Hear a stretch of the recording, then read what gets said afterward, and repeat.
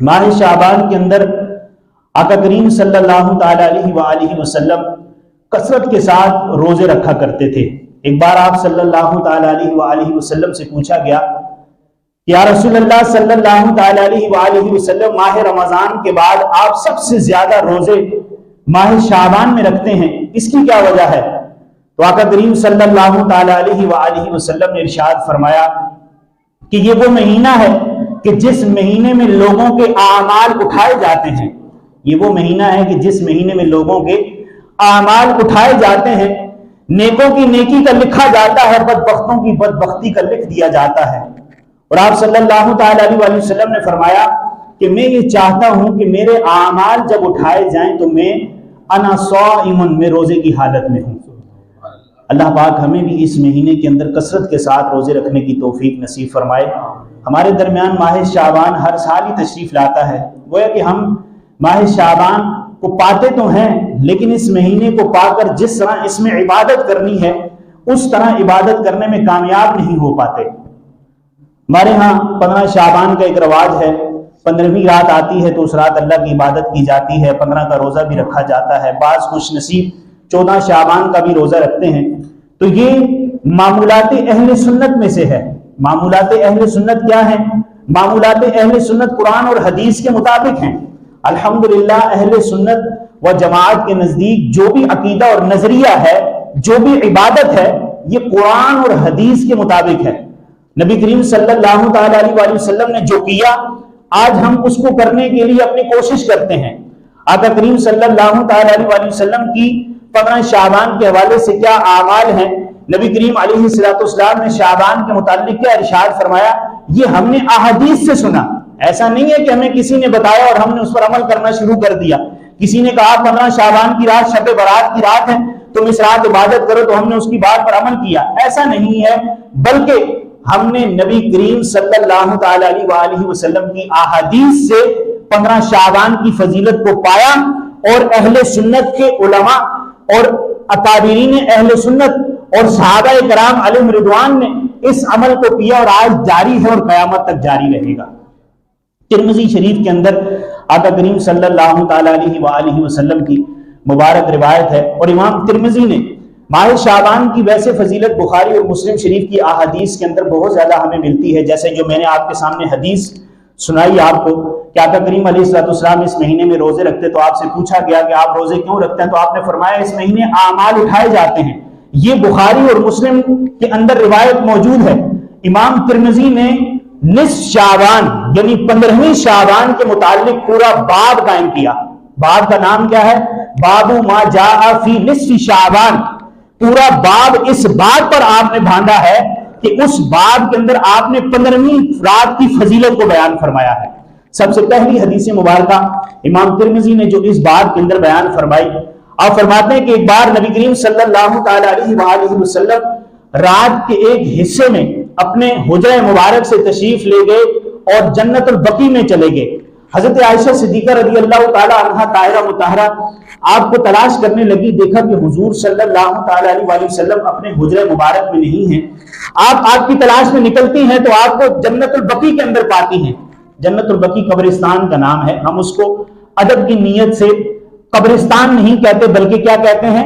جنت البقیع۔ اور جنت البقیع وہ جگہ ہے جہاں کئی ہزار صحابہ کرام علیہ رضوان کے مزارات ہیں، جہاں کئی ہزار صحابہ کرام اکابرین اہل بیت اور نبی کریم صلی اللہ تعالی علیہ وآلہ وسلم کے صحابہ کے جو تابعین تھے ان کے بھی مزارات وہاں پر موجود ہیں۔ اور ہر مومن کی کوشش ہوتی ہے، ہماری بھی کوشش ہونی چاہیے، نیت ہونی چاہیے کہ اللہ پاک ہمیں بھی جنت البقیع نصیب فرمائے۔ جنت البقیع میں جو مدفن ہوتا ہے نبی کریم صلی اللہ تعالی علیہ وآلہ وسلم نے اس کے لیے یہ مبارک ارشاد فرمایا ہے کہ جو جنت البقیع میں تدفین جس کی ہوگی وہ سیدھا جنت میں داخل ہوگا۔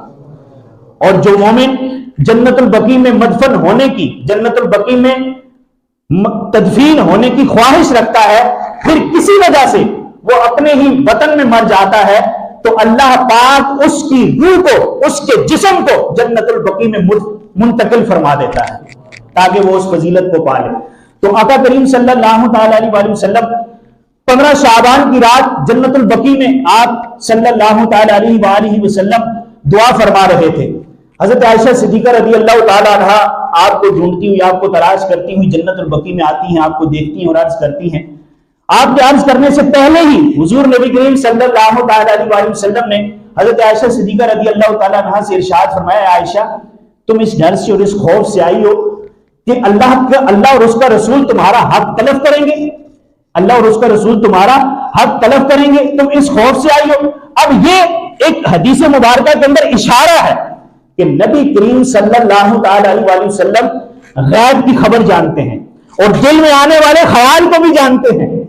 حضرت عائشہ صدیقہ رضی اللہ تعالیٰ عنہا جس خیال اور جس تصور کے ساتھ آپ کو ڈھونڈتی ہوئی جنت البقیع میں آئی، نبی کریم علیہ السلام نے اس خیال کو تلاش کیا، اس خیال کو پایا اور آپ نے اس کے جواب میں ارشاد فرمایا کہ عائشہ کیا تم چاہتی ہو یا تم یہ تصور کرتی ہو کہ اللہ اور اس کا رسول تمہاری حق تلفی کریں گے؟ اب یہاں ایک اور نقطہ ہے کہ آقا کریم صلی اللہ تعالیٰ علیہ وسلم یہاں صرف اپنا ہی بیان فرما دیتے کہ کیا تم یہ تصور کرتی ہو کہ اللہ کے رسول تمہارا جو ہے حق تلف کرتے ہیں؟ اب آقا کریم صلی اللہ تعالیٰ علیہ وسلم نے اپنا بھی فرمایا اور آپ صلی اللہ تعالیٰ علیہ وسلم نے اللہ کا بھی فرمایا۔ کہ یہاں محدثین نے اس بات کو بیان فرمایا ہے کہ جو حق اللہ کے رسول کا ہے، جو حق اللہ کا ہے وہی اللہ کے رسول کا ہے، جو حق اللہ کے رسول کا ہے وہی حق اللہ کا ہے۔ اللہ کی رضا رسول کی رضا ہے اور رسول کی رضا اللہ کی رضا ہے۔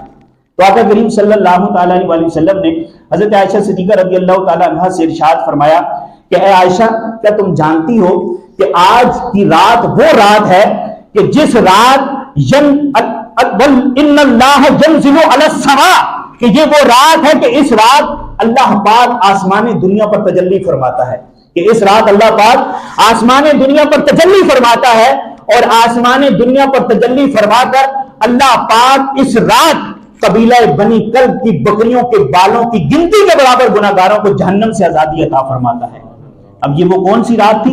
15 شعبان کی رات، نصف شعبان کی رات، 14 اور 15 کی درمیانی رات، جس رات آج ہم عبادت کرتے ہیں، جس رات ہم اپنی مساجد کے اندر رونق کرتے ہیں، جس رات ہم صلاۃ التوبہ پڑھتے ہیں، جس رات صلاۃ التسبیح پڑھتے ہیں، جس رات حمد و درود و سلام ہوتا ہے، جس رات گڑ گڑا کر رو رو کر اللہ کی بارگاہ میں معافی مانگی جاتی ہے، یہی وہ رات ہے جس رات کے بارے میں نبی کریم صلی اللہ تعالیٰ علیہ وسلم نے فرمایا کہ اس رات اللہ پاک قبیلہ بنی کلب کی بکریوں کی بالوں کی گنتی کے مطابق گناہگاروں کو جہنم سے آزادی عطا فرماتا ہے۔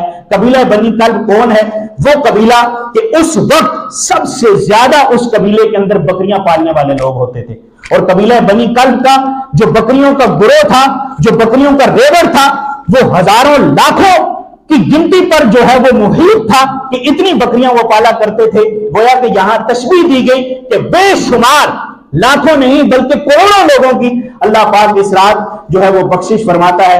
اسی ترمذی شریف کے اندر، اسی باب کے اندر جو باب ما جاء فی نصف شعبان امام ترمذی نے روایت کیا، پورا باب باندھا 15ویں شعبان کے بارے میں۔ اسی کے اندر دوسری روایت جو امام ترمذی نے بیان فرمائی، آپ مولا علی رضی اللہ تعالیٰ عنہ کے آپ سے جو راوی ہے، جو اس حدیث کے راوی ہیں وہ مولا علی رضی اللہ تعالیٰ عنہ ہیں، حضرت علی شیر خدا کرم اللہ تعالیٰ وجہ الکریم ارشاد فرماتے ہیں کہ نبی کریم صلی اللہ تعالیٰ علیہ وسلم نے ارشاد فرمایا کہ 15ویں شعبان کی رات اللہ پاک آسمان دنیا پر تجلی فرماتا ہے اور آسمان دنیا سے ایک ندا آتی ہے۔ ویسے تو ہر رات ہی، رات کے تہائی حصے کے بعد رات اہم ہوتی ہے، راتوں کو اللہ پاک کی عبادت کرنے والوں کو اللہ معاف فرما دیتا ہے، بخشش فرما دیتا ہے۔ بے شمار روایات کے اندر رات کی عبادت کا ذکر آیا ہے۔ ویسے تو ہر رات ہی، رات کا تہائی حصہ گزرنے کے بعد اللہ پاک آسمان دنیا پر تجلی فرماتا ہے، تہجد کی نماز بندہ پڑھتا ہے، دعائیں قبول ہوتی ہیں۔ لیکن جو 15ویں شعبان کی رات ہے اس کے بارے میں خاص فرمایا گیا کہ اس رات اللہ پاک ینزل علی السماء من المغرب، اللہ پاک مغرب کی نماز کے بعد ہی آسمان دنیا پر تجلی فرماتا ہے، حتیٰ کہ طلوع فجر تک اللہ پاک آسمان دنیا پر تجلی فرمائے رکھتا ہے، اور اللہ پاک کی بارگاہ سے یہ صدائیں، یہ ندائیں یہ بلند ہوتی رہتی ہیں کہ ہے کوئی بخشش کا طلبگار کہ جس کی آج کی رات بخشش کر دی جائے، ہے کوئی مغفرت کا طلبگار کہ جس کو آج کی رات بخش دیا جائے، ہے کوئی روزی کا طلبگار کہ جس کو آج کی رات روزی دے دی جائے، ہے کوئی اولاد کا طلبگار کہ جس کو آج کی رات اولاد دے دی جائے۔ اب یہ وہ روایات ہیں۔ اب دیکھیں میں نے 2 روایتیں آپ کے سامنے پڑھی، اگر باب ما جاء فی نصف شعبان میں آپ کے سامنے پڑھنے لگ جاؤں، حدیثیں پڑھنے لگ جاؤں، تو ہمارے وقت کے اندر اتنی گنجائش نہیں ہے۔ ہم 4-5 منٹ ہمارے پاس جو ہے وہ بچے ہیں، اس میں ہم اتنی گفتگو نہیں کر سکتے۔ جمعہ کا بیان اتنا طویل بیان نہیں ہوتا کہ اس کے اندر ہم حدیثیں ہی بیان کرتے رہیں، لیکن میرا مقصد ہوتا ہے کہ آپ تک کوئی ایک پیغام، آپ تک کوئی اچھی بات پہنچے، عقیدے کی بات پہنچے۔ جس طرح آج ہمارے معاشرے کے اندر بگاڑ آتا چلا جا رہا ہے اور اہل سنت کو اتنا بدنام کیا جا رہا ہے، جو اہل سنت نبی کریم صلی اللہ تعالی علیہ وسلم کے شعار کے لیے چلی آ رہی ہے، یہ صدیوں کی بات ہے، آج کی بات نہیں ہے۔ آج صرف دعوت اسلامی والوں نے 15 شعبان ہمیں نہیں بتائی، آج صرف دعوت اسلامی والے 15ویں رات اگر اللہ کی عبادت کرتے ہیں، مساجد میں رونق کرتے ہیں، محافل کرتے ہیں، تو یہ کوئی بدعت کا کام دعوت اسلامی والے نہیں کر رہے، اور یہ بدعت ہے نہیں کہ جسے ہم بدعت کہتے ہیں، معاذ اللہ۔ ترمذی شریف کے اندر میں نے آپ کو بتایا کہ امام ترمذی نے پورا باب ہی نصف شعبان کے متعلق جو ہے وہ ذکر فرمایا، تو یہ اہل سنت کے شعار میں سے ہے پیارے اسلامی بھائیوں، اور کوئی نئی چیز نہیں ہے، کوئی نئی بات نہیں ہے، بلکہ اکابرین، صحابہ کرام علیہم رضوان، ائمہ مجتہدین، علماء اعظام رحمہم اللہ مبین یہ کام کرتے چلے آ رہے ہیں۔ اب ہمارا حصے میں یہ کام کتنا آتا ہے، ہم کتنا کرتے ہیں؟ اگر ہم، مجھے بتائیں آپ، اگر کوئی بندہ کسی بھی رات کو اللہ کی عبادت کے لیے کوئی وقت مقرر تو نہیں ہے نا، آپ کامن سینس سے یہ بات بتائیں کہ کوئی بندہ کسی بھی وقت اللہ کی عبادت کرتا ہے، وہ خالص اللہ کی عبادت کرتا ہے، تلاوت کرتا ہے، نعت پڑھتا ہے، ذکر و درود کرتا ہے، نوافل پڑھتا ہے، ذکر و صلات پڑھتا ہے، جو بھی اللہ کی عبادت ہے وہ کرتا ہے اور مسجد کے اندر کرتا ہے، تو وہ ثواب کا حقدار ہے یا نہیں؟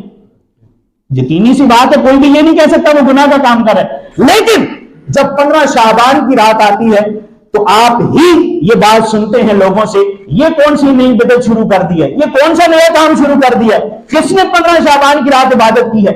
اگر کوئی بندہ 15ویں شعبان کی رات بازار کی رونق بنا ہوا ہے، اسے کوئی برا نہیں کہہ رہا۔ اگر کوئی 15 شعبان کی رات اللہ کی بارگاہ میں آ کے صلاۃ التسبیح کی نماز ادا کرتا ہے تو اسے یہ کہہ دیا جاتا ہے یہ نئی چیز ہے، یہ بدعت ہے اور تم گناہ کا کام کر رہے ہو، معاذ اللہ۔ اس رات اللہ پاک قبیلہ بنی کلب کی بکریوں کی گنتی کے برابر گناہگاروں کو جہنم سے آزادی عطا فرما رہا ہے۔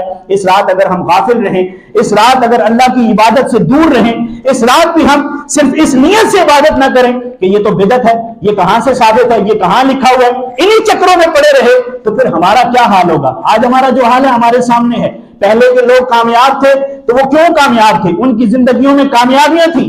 آج ہم اسی لیے ناکام اور نامراد ہوئے ہیں کہ ہم فرقوں میں بٹ گئے ہیں، ہم فرقہ واریت کے اندر بٹ گئے ہیں، اور جس کی سمجھ میں جو آتا ہے وہی کرتا گزرتا چلا جا رہا ہے۔